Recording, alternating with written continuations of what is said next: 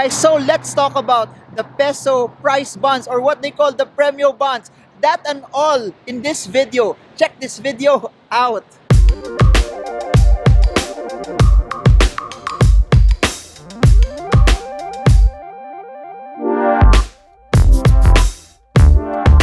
Hi everyone, this is Marvin Germo. If you're new to this channel, subscribe, smash that bell so you get updated every time I create new content about the stock market. We're nearing the 50,000 subscriber mark, so thank you so much to everyone who has joined us. Please continue to subscribe so you get to be part of whatever content I put out to help you reach your goals of financial freedom.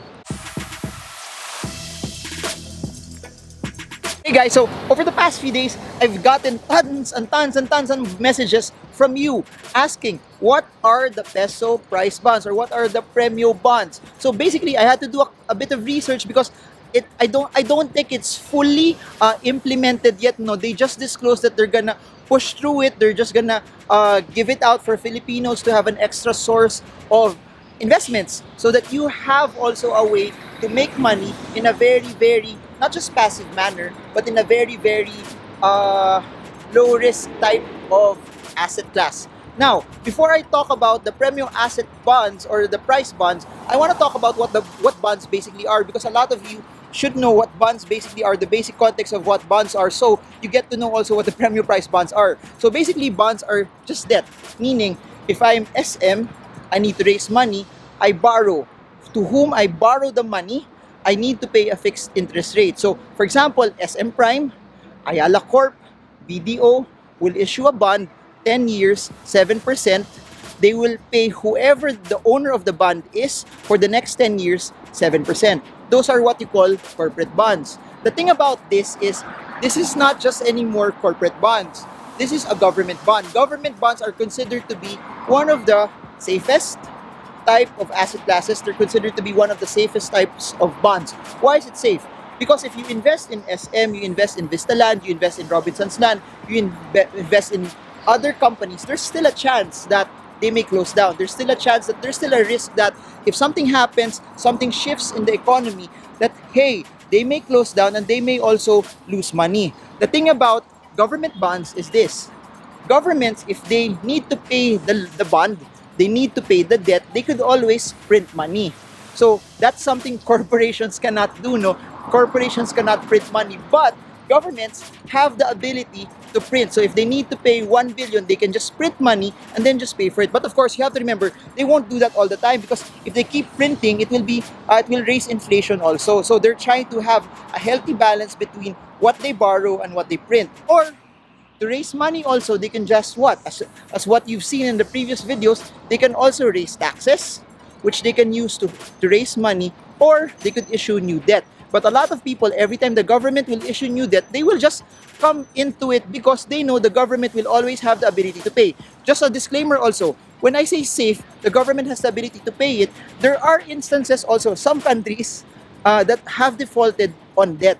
But in terms of the Philippines, in terms of where we are right now economically, in terms of the risks that happened in either Greece or other countries that had the ability to default on their debts and their loans and their bonds, the Philippines is far from that. So, as long as any foreign country, hindi naman tayo lulusubin, we won't go into war and we will get occupied by other countries. Whatever bonds that the government owes us or owe you, when you start getting them, you're rest assured that they could be paid. And how do I know they're safe? Please remember this, if you put your money in time deposits, guess what? The money that you put in time deposits and savings accounts, dun din siya linalagay eh. So why am I saying this? If you want to be, if you're risk averse but you want a higher rate of return than savings accounts and time deposits, since your savings accounts are also placed in bonds, might as well just go straight into bonds. The reason why I'm saying this is there's a lot of people who have money in bonds. There's a lot of people who have money, there's a lot of people who have money not in bonds but in savings accounts and time deposits. If you know they're as safe as that,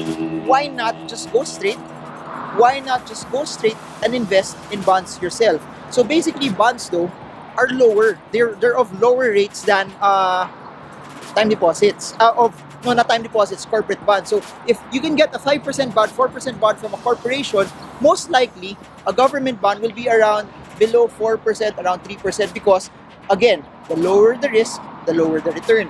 similar to corporate bonds. Corporate bonds have higher risks than government bonds, so they give you a higher rate of return. So that being said, uh, the Premio bonds will be similar to the 1 year bonds that the government is issuing. So I think around this point in time, it's around 3.5%, and the Premio bonds will also be for a tenure of 1 year. So meaning, if you're a person na you want to invest in bonds and you have money that you can leave just for a year, not more than that, or not even lesser than that, then this is probably something that will fit you. And you have to understand this, since it's similar to a bond, it's a government bond essentially, the rate of return isn't as attractive as preferred shares. It also isn't as attractive as corporate bonds, but it's still better than time deposits. It's still better than savings accounts, and it will give you a higher rate of return. So basically, this the government price bonds, Premio bonds are almost the same as your normal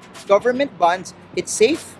You don't need a large amount of money because you only need to invest around 500 pesos to start. So for me, this is something that's a game changer also for a lot of people, because some corporate bonds, you need a larger amount of money to be able to start, especially if they're not a retail bond. But for this one, you only need 500 pesos, where you can open it in government banks, Land Bank, Development Bank of the Philippines, or you can also do it online if you are an OFW, or to other private banks, which I think the larger commercial banks will also issue this, because I think the government wants a lot of Filipinos to be involved in this as well. The clincher about this is, for Premio bonds, number one, you have a 1 million peso chance to win. So that's the only thing that's, I don't know yet, they haven't given yet the implementing rules about it, but the main underlying factor here is this: you invest in the bond and they give you the ability to win a jackpot. So I don't know where will they get the money, how will be the rules for this, what will be the exact rules, but that's the main thing that's different from other government bonds. You have a chance. I don't know if it's at the start or at the end of the period that you will get a chance to win. Parang raffle na may bonds na rin. So you get fixed rate of return from the bonds that you own. But aside from the fixed rate of return from the bonds that you own, they will give you a chance to win 1 million pesos. So parang naging raffle na rin of sorts, no, for a lot of people. So that's it for now. Rest assured, I'll create more videos about this as we get more firmer details on what the bonds will be and what the rules will be for it as well. But rest assured, it's just 500 pesos. It acts like a normal bond. It's low risk, but it gives you a chance to win 1 million pesos. Hey guys, so my camera died down while I was doing the video. But before I end it, before I at least put the video to an end, so please excuse the audio if it may not be as good. This Premio bonds is basically for people who are low risk. This is basically for people who want to invest with not a large amount of capital that you need to put in, meaning you don't need to put a large amount of money for you to be able to have exposure to this, as compared to, say, real estate. Real estate, you need a large amount of money to be able to come in.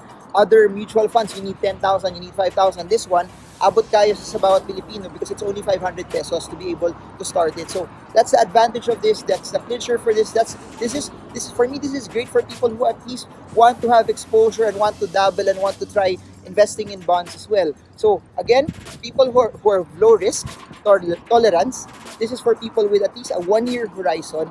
Then these are for people who want exposure to not have a large amount of capital in, if this is their entry level investment yet.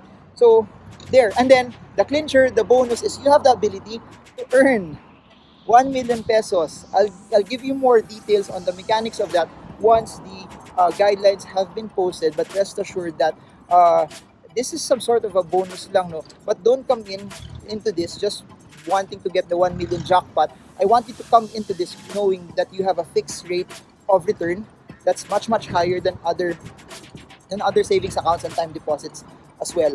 So please put in your questions below.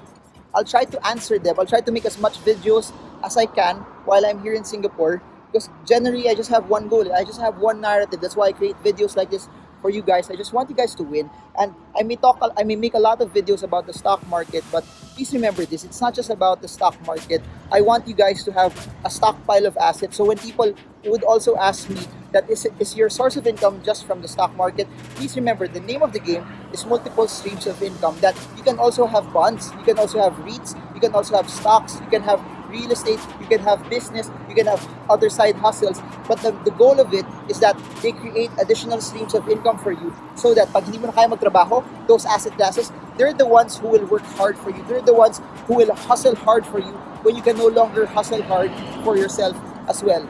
So there, I hope you invest because at the end of the day, more and more people will spend their bonuses this Christmas. You know where will they spend it? They're just gonna spend it buying other stuff that don't matter. Majority of the people will spend their money, their 13-month pay, their bonuses on stuff that at the end of the day, buying stuff that 5, 10, 20 years from now or even a year from now won't have any value.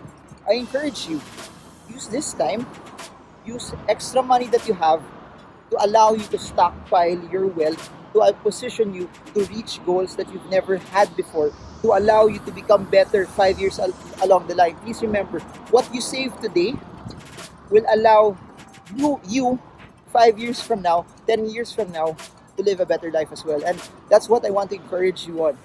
Please hustle. Please save.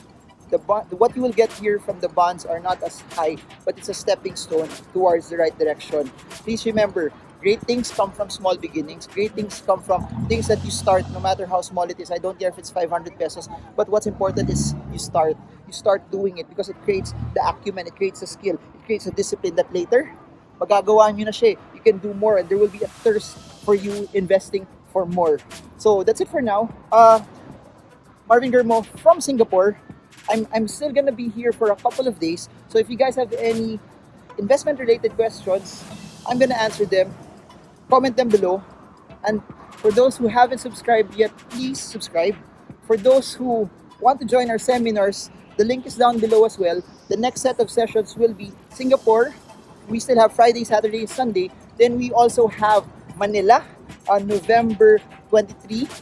Technical and fundamental analysis all the way to December. And lastly, the largest investment conference in Davao, Icon, will be this November 30. The details are in the description below. So that's it for now. Marvin Germo. I only have one agenda. I want you guys to win, and I want you guys to reach your goals of financial freedom. And I hope this video helps you. Trade well, trade strong, trade smart. See you all again soon, guys, and God bless you all.